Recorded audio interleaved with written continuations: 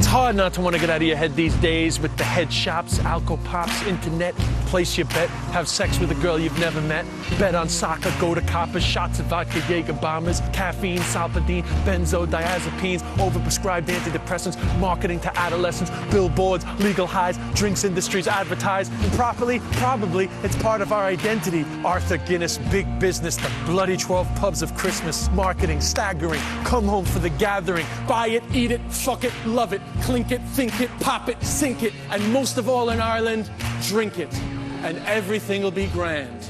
Ladies and gentlemen, we are now under the influence. Thank you.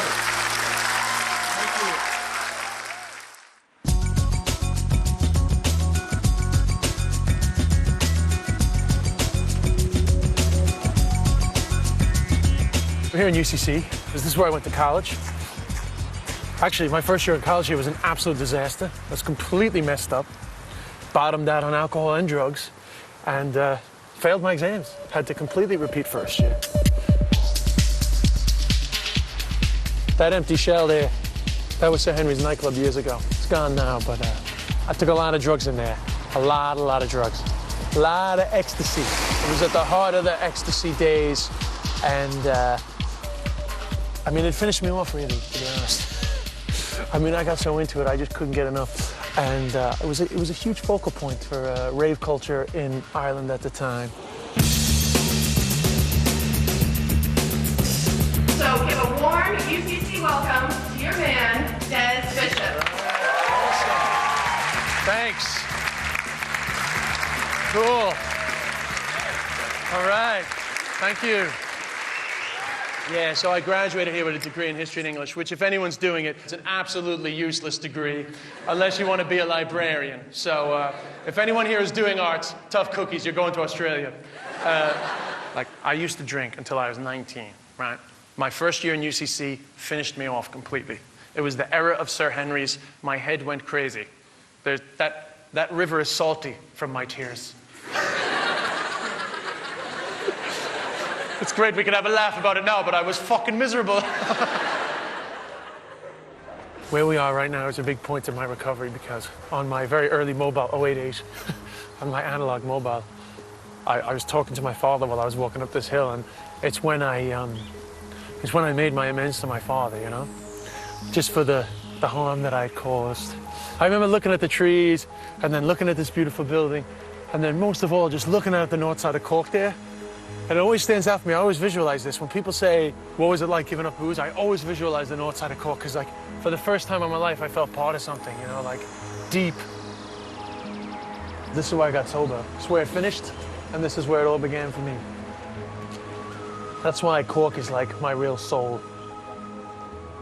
Because I feel like I was reborn here. What's up, bye? You're getting on most things. It's great to be home.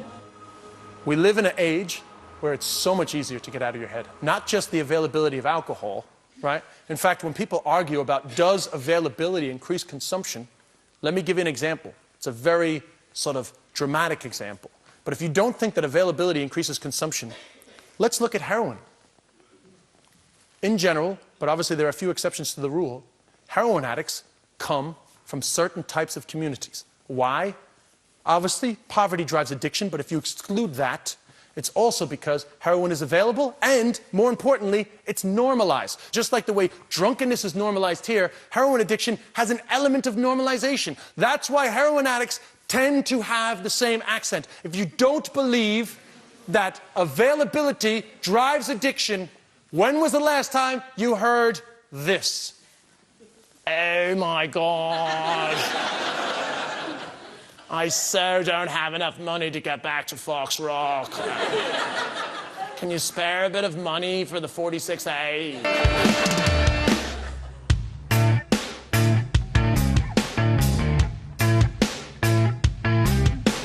Oh, he actually met Des in prison. When he says I was in the prison, I was doing a talk about addiction. I was doing a talk about addiction to guys that were trying to stay clean. Right. He's one of your own. Please give him loads of love and encouragement and welcome to the stage, Mr. Willow Way! Story! Deadly, my kind of people. Scumbags.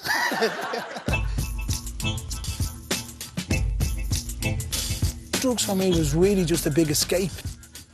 So it was always kind of that wanting more kind of thing, which kind of led me to the road of destruction, to be quite honest, you know. It never done me any good.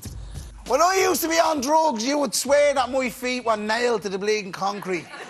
When I used to be out of my head, it was like I was on strings and my fucking feet were nailed to the concrete. If you like this, look at.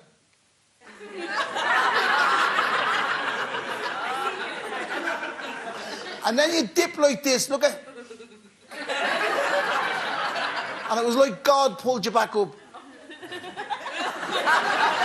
Whilst in prison, probably halfway through the sentence, I just had enough. I don't want this anymore. I don't want this life. I'm better than this. I got clean and I got recovery and I started going to meetings and start doing the right thing and start hanging out with the right people. And just a very important thing that was said to me as well, there's one thing that you got to change. And I was going, what's this one thing? And my mate said, everything. Everything. You've got to change it all, like, you know. I mean, who'd have ever told me that in 11 and a half years' time, you're going to be doing a documentary with Des Bishop. You would have gigged with Des Bishop. You would have gigged with John Bishop.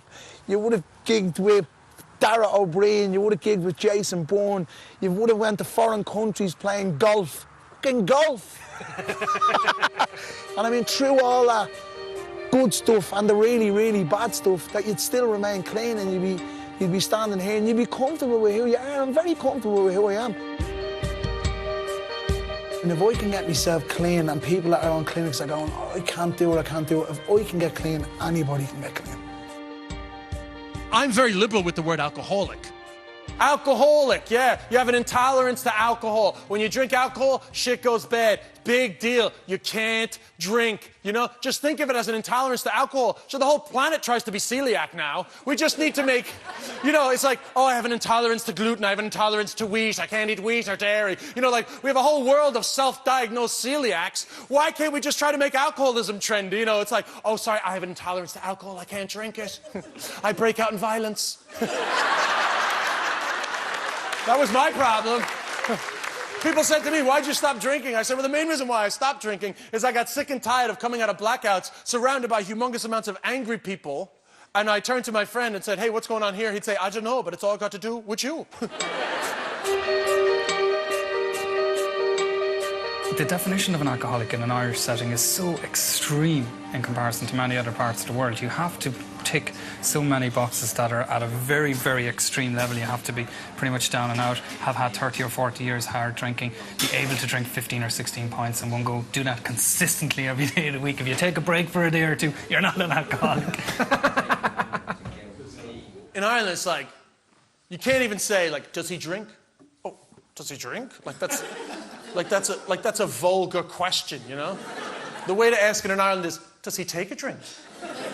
And of course he takes a drink. Who wouldn't take a drink? Is he an alcoholic? No, he's not an alcoholic. He's fond of the drink. We soften it. He's fond of the drink. People are fond of puppies.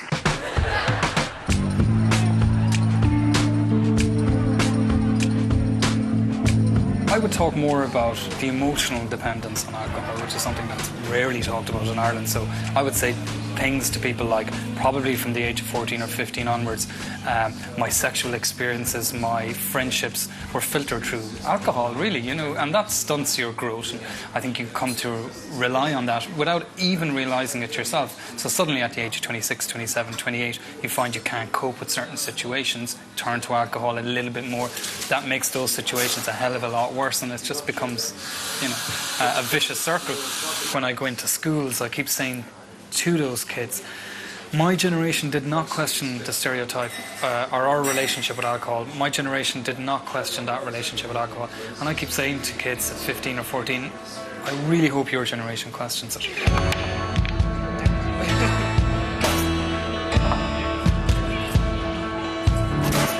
And there we are. Awesome. All right.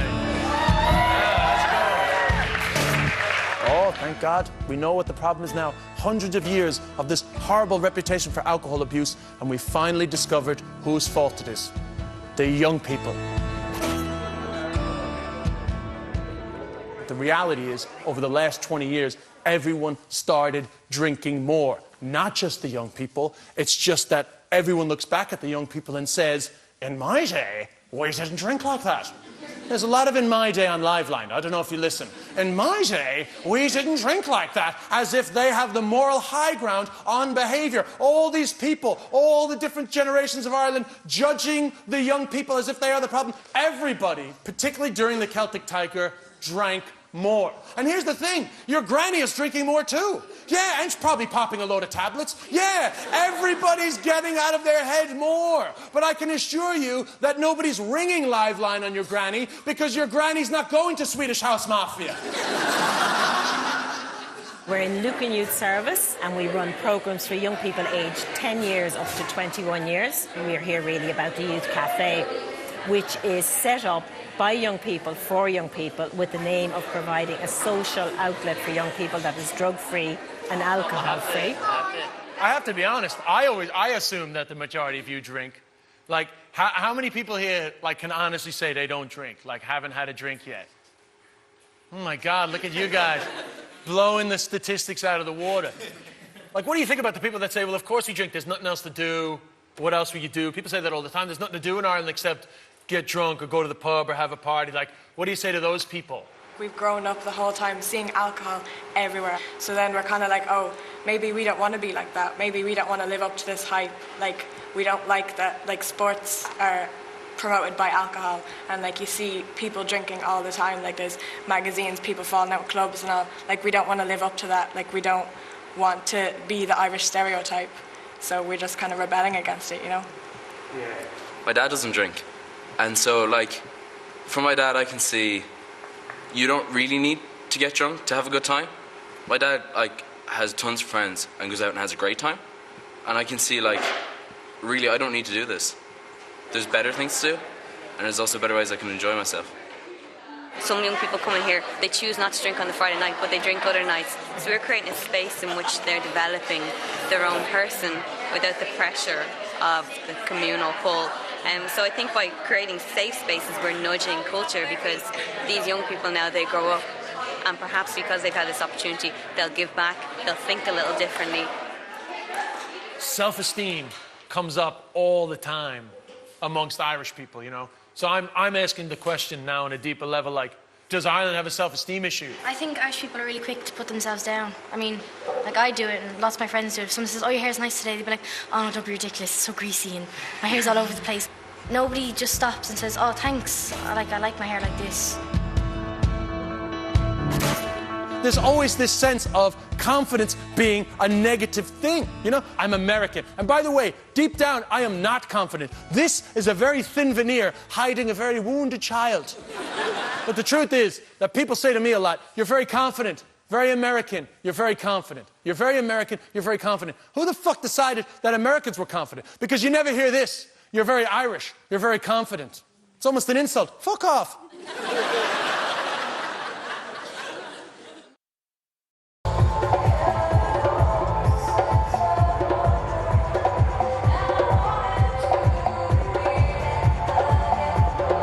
Seems like a lot of people can't go out on a Saturday night without drinking, or don't even get the notion that you can do that. So I stopped drinking when I was about 22, and I found that it was very, very difficult to go out socialising. Went over to France, was there on Erasmus, and found that there was a lot more options. And I got used to going out then on a Saturday night where, you didn't have to drink. Came back to Ireland, found it was really difficult, socially isolated. There was only a couple of mates that were in the same position as me. Most of my mates wanted to go out and get locked on Saturday night, Especially when you're in your 20s. Especially when you're in your 20s, yeah. So after about 11:30, 12 o'clock, people would start repeating themselves, people would be falling into you, get a bit messy. So that was one of the inspirations for starting the Funky Showman, to see if it was possible to gather a number of people and have a good nightclub without alcohol. I thought it would be really awkward and nobody would be dancing and everything, but everyone is having so much crack in there. But it's okay, you don't need to drink, they've got mixed salads. Yeah, they've got mixed salads. And Jenga.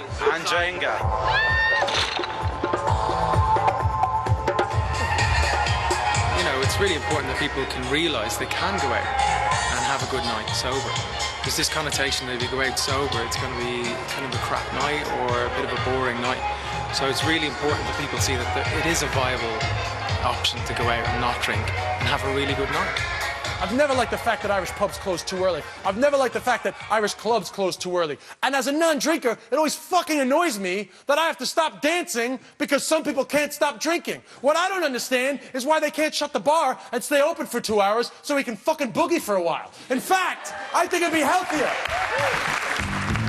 The shutters in a pub or in a nightclub are a good indication of our relationship with drink. It's a real striptease with drink. They pull down the shutter a wee bit, but the minute it gets down to the space of a head between the bottom of the shutter and the top of the counter, people go crazy and just go in and stick their heads underneath it and order loads and loads of drinks and pull them out with their hand just before the thing shuts. It's the prohibition. The idea of it not being available makes them crazy. Cheers. Hi, can I get a pint of water, please? A pint of water, yeah? Cheers. No problem.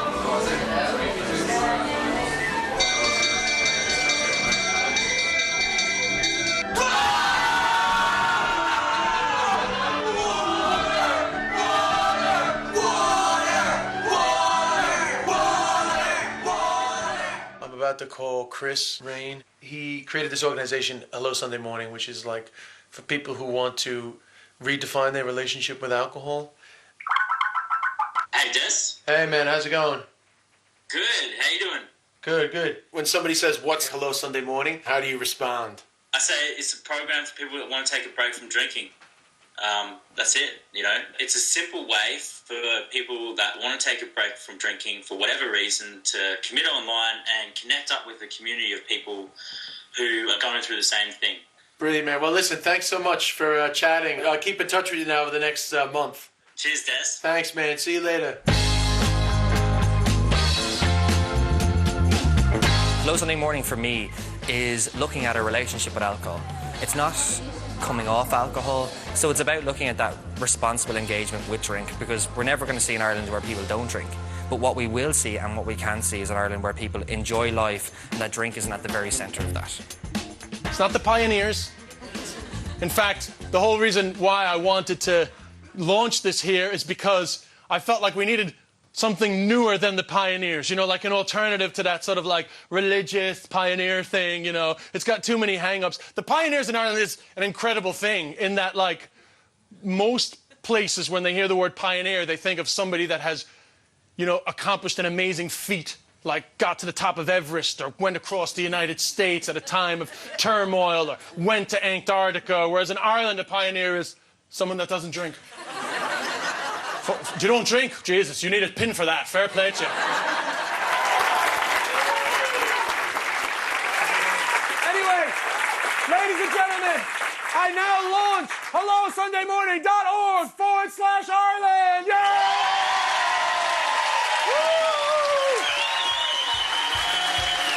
Yeah! Hello, Sunday Morning. You look lovely. Most of you guys are just people that would, you know, normally drink. We're going out tonight to Cop Face Jacks behind enemy lines. All we're doing is going out to have a good time. The only thing we're not doing is drinking, okay? So we want a bit of pride in the Jersey, lads. A bit of pride in Hello Sunday Morning, okay? You're representing the fucking county now, lads. It's just a message to Ireland that, like, if you don't drink, it's absolutely fine. No big deal. All right, well, let's go. Let's go. Hello. Right, let's go, team. Right, let's do it. We're excited. I'm pumped. Yeah, try it. Coppers, we'll take on Copper Silver. Yeah. Grand. It'll be interesting to see how it works out. Copper Silver, I mean, it's going to be a bit of a challenge. Hi, guys. You'll have no trouble from this crew tonight, let me tell you.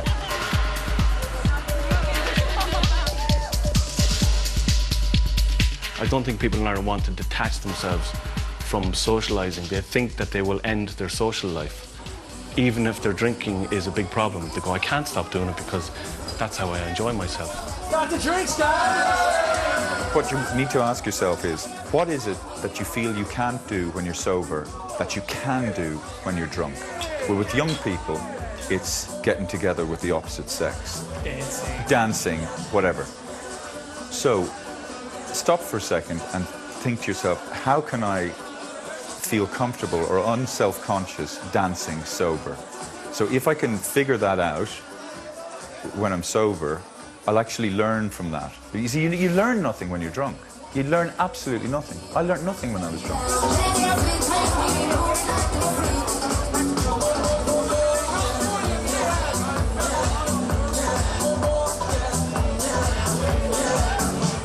You don't need drink in Ireland to have the confidence to talk to women, because you could go and talk to a woman and there's a 72% chance she'll be fucking pissed. So you don't need to worry about fear of rejection, because she's not even gonna fucking remember. In fact, give it an hour and try her again. She won't fucking remember the last time. Third time's the charm. Being a non-drinker in Ireland makes you an outsider or a spy or some kind of weird, undesirable wandering around the place. What's wrong with him, you know? And I think we could do it losing the pressure on it. We could do it losing the go on, the Mrs. Doyle thing, which is in everyone's head, in every pub when you walk in and you're not having a drink. There's the go on, you know, almost to the point where you're at gunpoint. You know, have one, because we're having one, and you're spoiling it. Okay, so lads, you here at Coppers. It's a great privilege for me to introduce one of my favourite comedians, favourite all-around good people. Ladies and gentlemen, Mr. Des Bishop. Thank you, ladies and gentlemen. When you're going out at night and you're not drinking, people say it's tough to have confidence to talk to a man or a woman. So for the support of people who like to go out and not drink, we are campaigning for the return of the slow set. We want to bring back the slow set. So, for the first time since 1996, please ask somebody to dance. Since you took your love away, I go out every night. Since you took your love away. You hear people say, I can't have fun without drink. Like, it's fine. If people want to drink, that's fine, but you can definitely have fun without drink, you know? And I think everybody in there that was with us had a good time. It's just a simple message, you know? Drink if you want to, but it's not necessary. A lot of the things you think you have to drink for are in your head.